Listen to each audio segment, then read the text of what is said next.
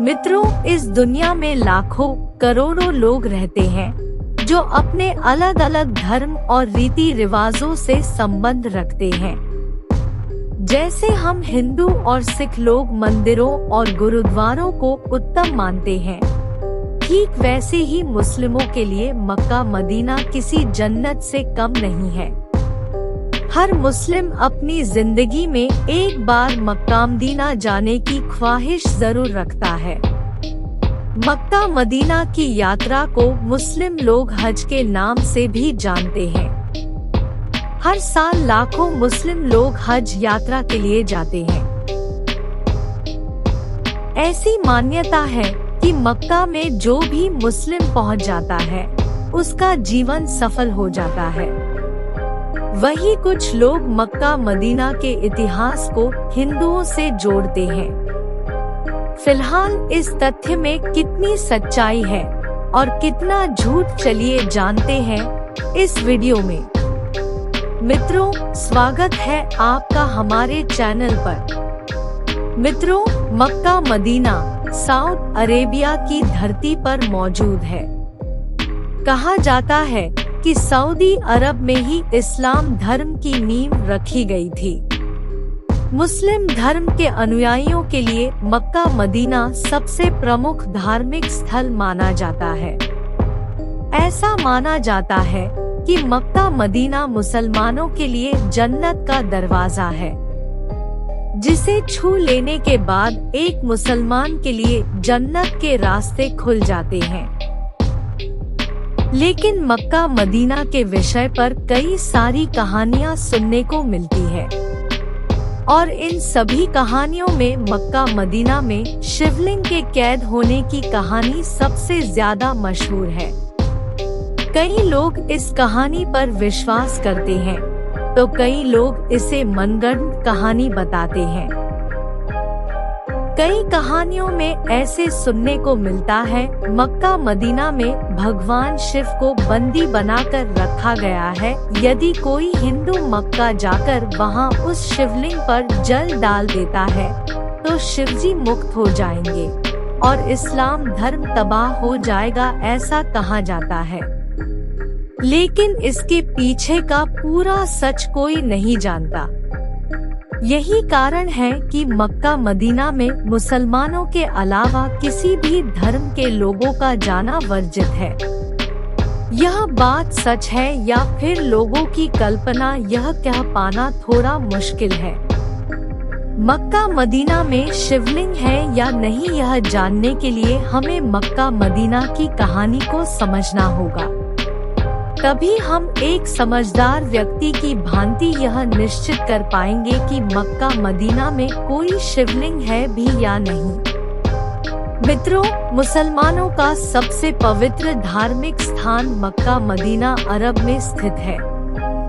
हर साल पूरी दुनिया से लाखों मुसलमान मक्का मदीना में अपने गुनाहों की माफी मांगने के लिए और जन्नत पाने की इच्छा से जाते हैं।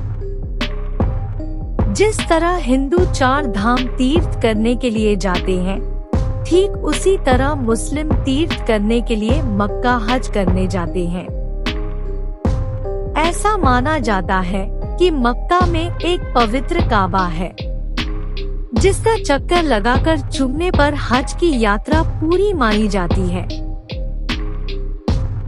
मक्का पहुंचने के लिए हज यात्रियों को पहले मक्का की राजधानी जेद्दाह, या यूं कहें कि वो बंदरगाह जहां से लोग मक्का में प्रवेश करते हैं, उसे पार करना होता है।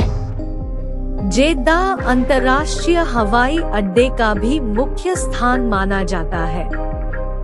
जेद्दाह से मक्का जाने तक के पूरे मार्ग में हर तरह की नियमावली और निर्देशों का उल्लेख रहता है। जेद्दाह में यह निर्देश पहले दिया जाता था कि काफिरों का मक्का में आना मना है। बता दें, यहाँ काफिर शब्द का प्रयोग नास्तिक लोगों को दर्शाने के लिए किया जाता था। हालांकि बाद में काफिर शब्द की जगह नॉन मुस्लिम और गैर मुस्लिमों का शब्द का उपयोग किया जाने लगा। जेद्दाह से मक्का जाने तक के रास्ते में जितने भी निर्देश दिए जाते हैं, वह अधिकतर अरबी भाषा में ही होते हैं। हिंदू तो हिंदू, इस क्षेत्र में ईसाई, यहूदी, पारसी, बौद्ध और जैन भी प्रवेश नहीं कर सकते हैं। मुसलमानों के सबसे बड़े तीर्थ स्थल मक्का मदीना में शिवलिंग होने की अफवाह सिर्फ आज से नहीं बल्कि कई साल पहले से सुनने में आ रही है। मक्का मदीना में शिवलिंग के होने की बात कई इतिहासकारों ने अपनी पुस्तकों में लिखी है। रोमन इतिहासकार जिनका नाम दियोद्रस सलस है, उन्होंने अपनी पुस्तक में स्पष्ट रूप से यह वर्णन किया है कि मक्का मदीना में पहले मक्केश्वर यानी महाशिव का मंदिर था। यह उस समय की बात है जब मुसलमान वहां इबादत नहीं करते थे। यह वह समय था जब मक्का मदीना बना ही नहीं था। मक्का के बनने से पहले से ही वहां पर मक्केश्वर की आराधना होती आ रही है। ऐसा भी माना जाता है कि मक्का में 365 मूर्तियों की पूजा की जाती थी, लेकिन फिर बाद में मुसलमानों ने मूर्तियों को हटा दिया था। लेकिन मूर्तियों को हटाने के बाद भी उनके दाग वहीं पर रह गए हैं। इतिहासकार तो हमेशा ही कहते हैं कि मुसलमानों के आगमन से पहले ही मक्का में इबादत की जाती थी। मक्का मदीना के पाक साफ स्थल होने का एक कारण यह भी है कि वह स्थल कुरान, जो कि मुसलमानों का पवित्र ग्रंथ है, उसका उद्गम स्थल माना जाता है। मक्का में काबा है, इसीलिए तो दुनिया भर के सभी मुसलमान नमाज पढ़ते समय अपना मुंह काबा की दिशा में ही रखते हैं, ताकि नमाज के समय उनकी बात सीधा अल्लाह तक पहुंच जाए। कई जगह यह स्पष्ट है कि मक्का की सबसे बड़ी तीर्थ पहले मक्केश्वर महादेव का मंदिर था। ऐसा कई बार सुनने में आया है कि मक्का में बहुत बड़ा काले रंग का शिवलिंग था जिसकी लोग पूजा करते थे। ऐसा भी माना जाता है कि वह शिवलिंग आज भी खंडित अवस्था में मक्का में मौजूद है।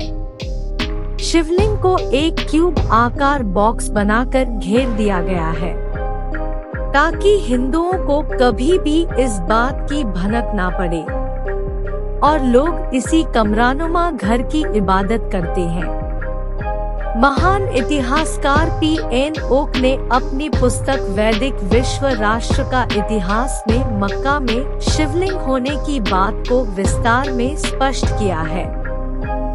ऐसा भी कहा जाता है कि वेंकटेश पंडित ग्रंथ रामावतारचरित के युद्धकांड प्रकरण अद्भुत प्रसंग में मक्केश्वर लिंग का उल्लेख किया गया है, जिससे स्पष्ट होता है कि मक्केश्वर शिवलिंग सही में उपस्थित है। लेकिन अब यह शिवलिंग कहाँ है, इसकी जानकारी किसी को नहीं है। पौराणिक ग्रंथों में यह भी कहा जाता है कि लंका का राजा रावण, जो बहुत बड़ा शिव भक्त था, एक दिन एक बड़ा सा शिवलिंग लिए अपने उड़न तश्तरी में लंका जा रहा था। लेकिन वह शिवलिंग इतना भारी था कि उन्होंने सोचा कि एक बार शिवलिंग को नीचे रखकर थोड़ा विश्राम कर लेता हूँ। फिर रावण ने शिवलिंग को जमीन पर रख दिया।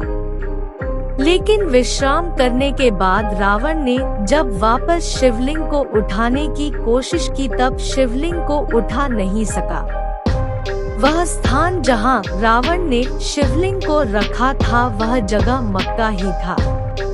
कई पौराणिक ग्रंथों में यह भी कहा जाता है कि जिस स्थान पर आज मक्का है वहां श्री कृष्णा ने काल्यवन नामक राक्षस का विनाश किया था। मोहम्मद पैगंबर के आने से पहले शिवलिंग को लात कहा जाता था। मक्का में मौजूद काले पत्थर की लोग उपासना करते हैं, जिसकी इबादत करते थे। वह काले रंग का पत्थर नहीं बल्कि शिवलिंग है।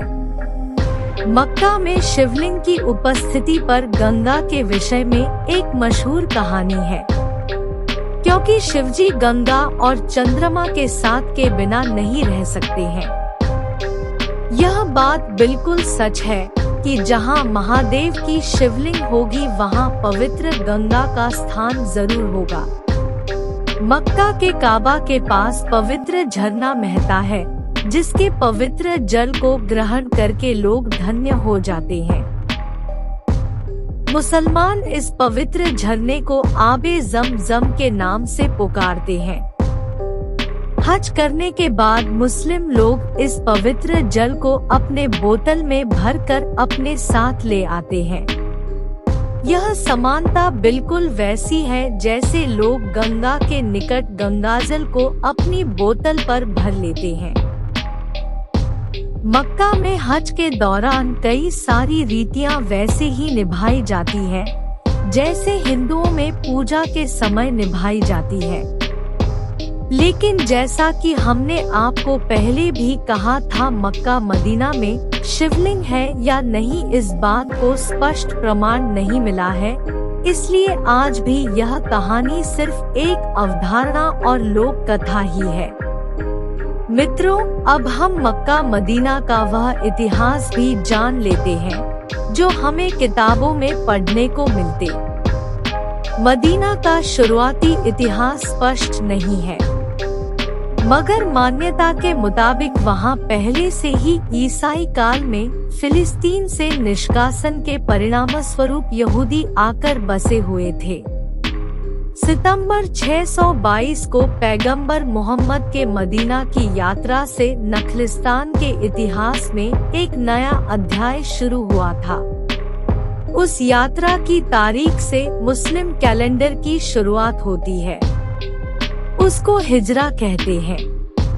632 में अराफात के मैदान में मोहम्मद ने अपने 30,000 अनुयायियों के साथ इकट्ठी भीड़ को संदेश देते हुए कहा कि पृथ्वी पर अब उनका मिशन पूरा हुआ था। उसके 2 महीने बाद ही मदीना में उनका निधन और निधन के बाद उन्हें यहाँ दफनाया गया था। उनकी कब्र को भी एक पवित्र स्थल माना जाता है। इस्लाम धर्म के 5 मुख्य स्तंभों में से एक पवित्र मक्का मदीना को भी माना जाता है। इस्लामिक मान्यताओं के अनुसार ऐसा कहा जाता है कि जो मुसलमान अपनी जिंदगी में एक बार हज यात्रा करता है, उसे जन्नत नसीब होता है। यह स्थान मुसलमानों के लिए खास इसलिए भी है क्योंकि ऐसी मान्यता है कि पवित्र मक्का मदीना की पावन जमीन से ही पवित्र इस्लामिक ग्रंथ कुरान शरीफ की घोषणा की गई थी। कहा जाता है कि पैगंबर मोहम्मद साहब का जन्म इसी स्थान पर हुआ था। हर साल लाखों लोग अपने पापों का प्रायश्चित करने के लिए यहाँ आया करते हैं।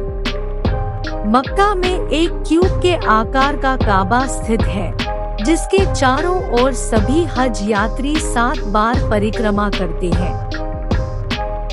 ऐसा करने पर ही अल्लाह को हज यात्रा मंजूर होती है, ऐसी मान्यता है।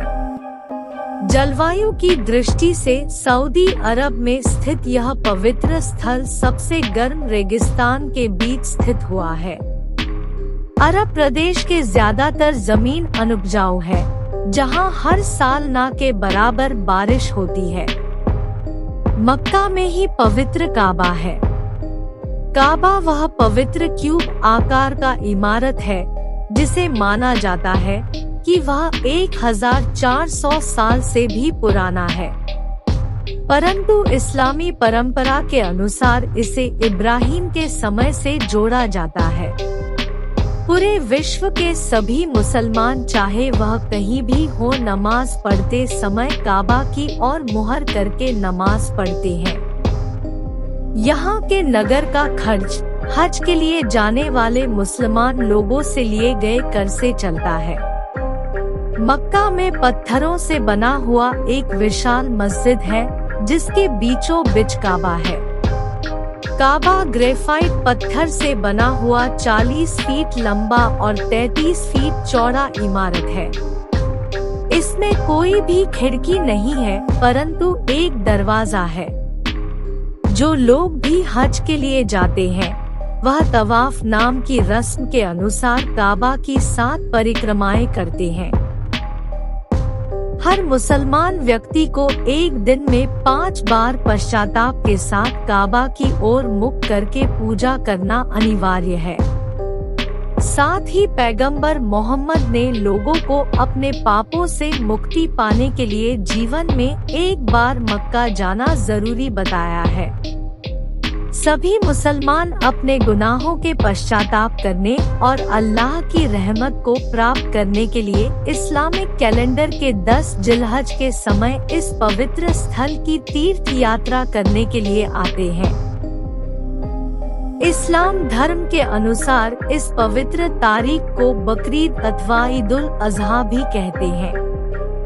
इस्लामिक कानून शरीयत के अनुसार हज यात्री पशु की कुर्बानी देते हैं।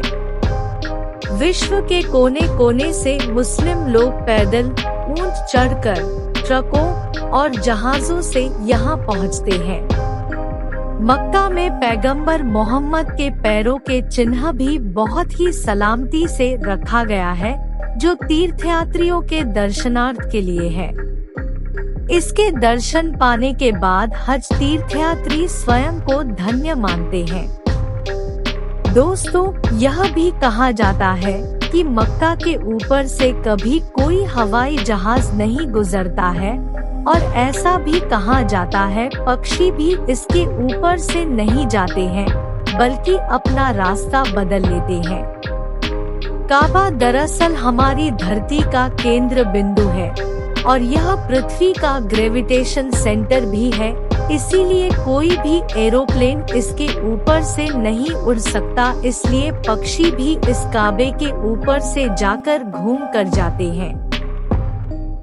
लेकिन ऐसा नहीं है। धरती का ग्रेविटेशन सेंटर सतह से 64,000 किलोमीटर नीचे है।